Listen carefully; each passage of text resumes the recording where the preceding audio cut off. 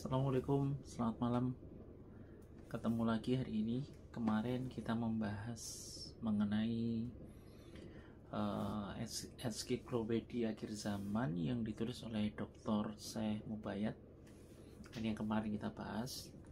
Jadi esensi mungkin saya kasih spill sedikit bahwa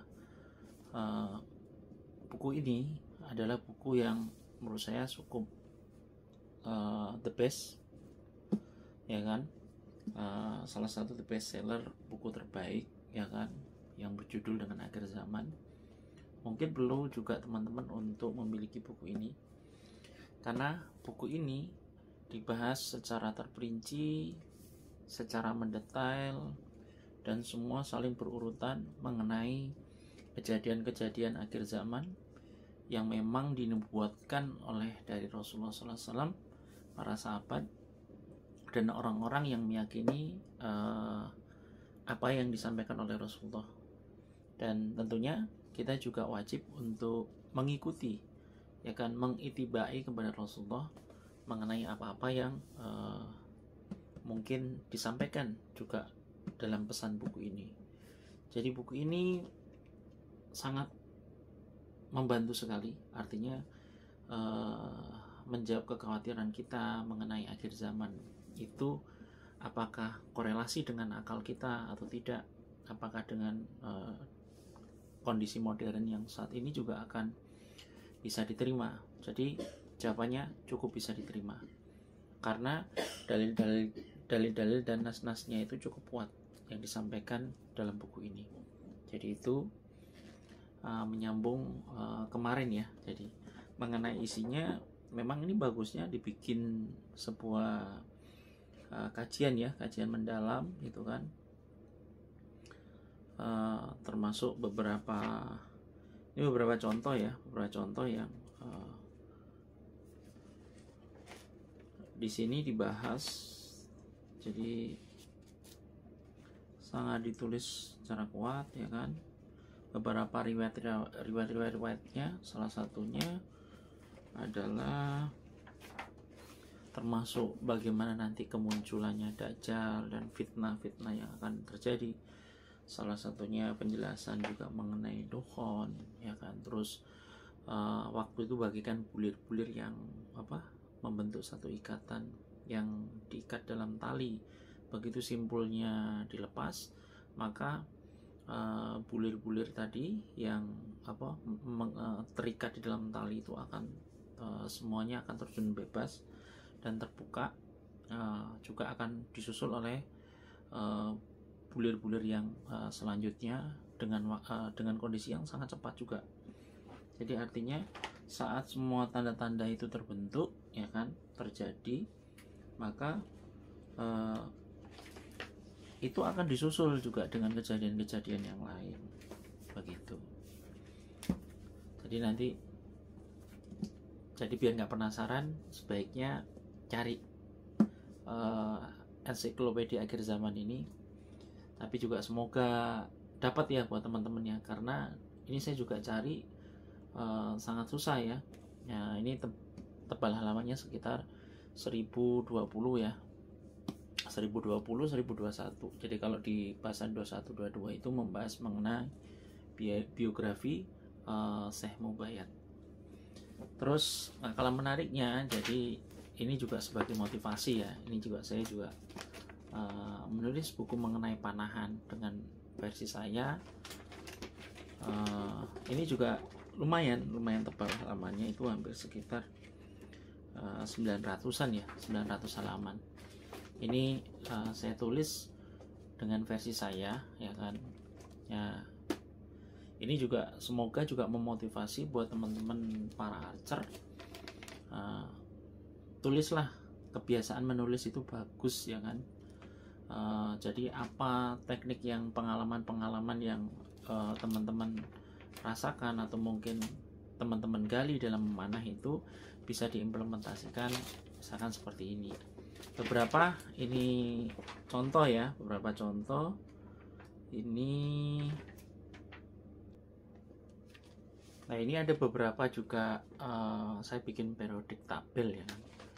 Di sini Untuk misalkan ada beberapa 1 sampai dengan 12, ini yang saya rangkum 1 sampai 12.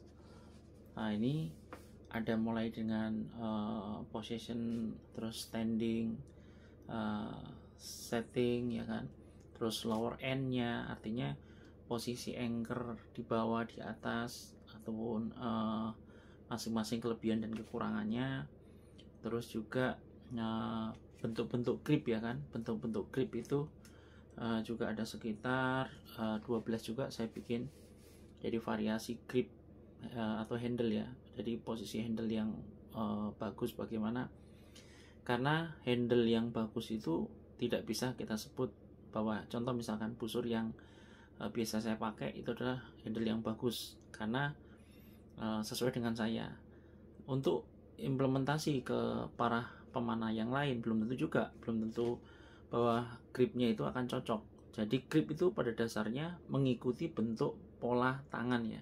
Kalau tangan saya kan gemuk ya, jadi padat gitu kan, tebal. Jadi ini perlu grip yang artinya nggak usah terlalu kecil ya kan, istilahnya yang membentuk seperti kayak grip-gripnya busur juntong Korea itu udah nyaman karena posisi tangan saya seperti ini. Berbeda juga dengan misalkan posisi tangan yang kurus ya kan, maka dia akan cenderung memilih grip yang lebih langsing ya kan, seperti kayak grip-gripnya Turki ya kan, terus Hungari itu kan grip-grip yang langsing ya. Nah itu terus termasuk bagaimana bentuk kita bikin string. Nah ini saya tulis juga di sini grip posisi grip yang sesuai, terus posisi string yang sesuai. Di samping itu ada pola juga kuncian-kuncian ya. Ada beberapa kuncian termasuk di beberapa Arab Cherry, di Arab Archery, terus kayak di Saracen Archery, ada beberapa variasi mengenai kuncian ya kan, terutama untuk di teknik thumb draw. Tapi ini kalau di saya juga saya kembangkan dengan metode saya sendiri, artinya dengan seperti ini ya kan, kuncian-kuncian yang 69, tapi yang kalau yang di Arab Archery kan agak terbuka, tapi kalau saya mungkin jarinya agak lebih pendek, maka lebih cenderung untuk menyuntuh aja, menempel di jari tengah sini ya gitu kan. Terus kayak contoh di kuncian 63 ini saya modifikasi bahwa ibaratnya kuncian ini kan butuh untuk kecepatan ya, jadi bukan kekuatan. Jadi ada beberapa variasi kuncian di dalam memanah ini. Jadi nggak semuanya kuncian itu harus dipakai sesuai dengan satu kebutuhan, enggak.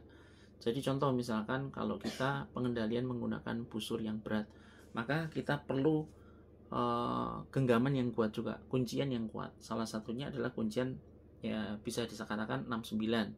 Nah 69 yang di dalam gambar kayak di Arab Archery itu kan agak sedikit terbuka, tapi kalau saya memodifikasi bahwa ini harus merapat, menyentuh. Jadi kan contoh, jadi garis antara jari telunjuk itu dengan jari tengah ini ya, itu menempel gitu kan.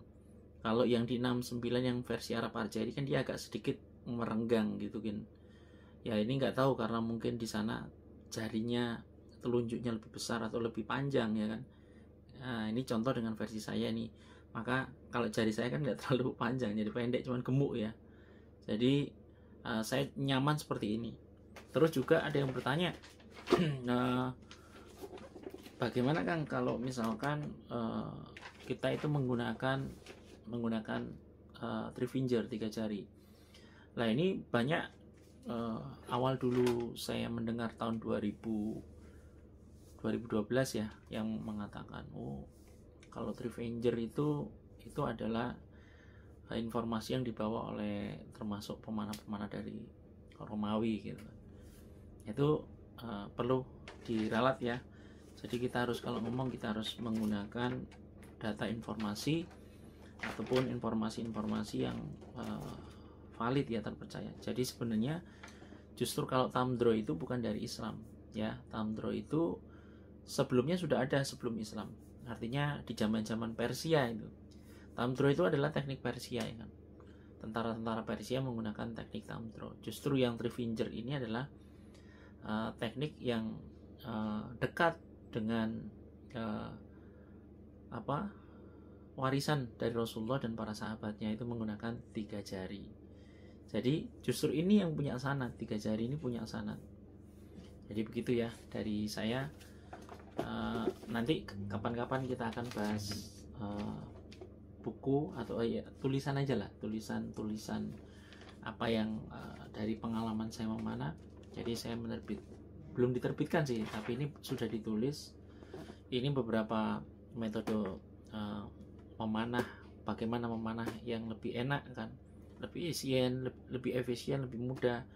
Terus bagaimana membuat loop string yang bagus menurut versi saya, terus membuat busur, membentuk lim, membentuk sia, terus juga salah satunya handle. Terus juga yang paling penting, kalau zaman dahulu itu seorang pembuat busur itu biasanya menyesuaikan karakter dari seorang pemanah. Misalkan pemanah ini adalah postur tingginya 180, nggak mungkin digunakan busur yang panjangnya cuma 110 cm ya kan, atau 115 cm, busur-busur short ya kan, masuk dalam kategori busur-busur short, nggak mungkin. Jadi kalau zaman dulu itu sedikit yang saya baca atau informasi yang saya peroleh, para pembuat busur itu menyesuaikan karakter ya kan, karakter pemanahnya seperti apa, tingginya berapa, panjang lengannya berapa, sampai sedetail itu. Makanya kalau kita pingin ibaratnya mengambil grading, artinya pengalaman-pengalaman yang baik itu kita bisa juga melihat referensi buku ya, nggak hanya melihat gambar tapi referensi buku. Mungkin ini juga buku yang saya tulis, saya juga ini dapat beberapa referensi. Jadi pengalaman teknik saya coba untuk dikorelasikan gitu kan, dikorelasikan terhadap sumber-sumber yang ada saat itu. Dan sumber-sumber yang saya ada di sini juga saya tulis sebagai bentuk referensi. Adalah ini saya juga dapatnya referensi ini sekitar 1945 ya kan, itu yang berjudul The Princeton Press, The New Jersey. Artinya rekomendasi ini justru saya peroleh itu dari Kementerian Amerika Serikat ya kan. Dan ini pun juga mereka mengambil beberapa mungkin sejarah ya kan. Kebetulan kalau di sana kan banyak orang-orang yang meneliti ya mengenai sejarah apa aja ya, mulai sejarah mana, sejarah peradaban ya kan. Makanya mereka punya referensi dan rujukan-rujukan sejarah itu yang komprehensif dan lengkap. Nah ini harusnya menjadi catatan buat kita.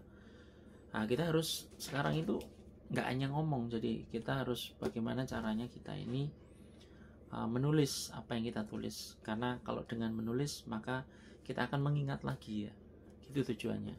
Terima kasih, see you again, semoga bermanfaat. Assalamualaikum warahmatullahi wabarakatuh.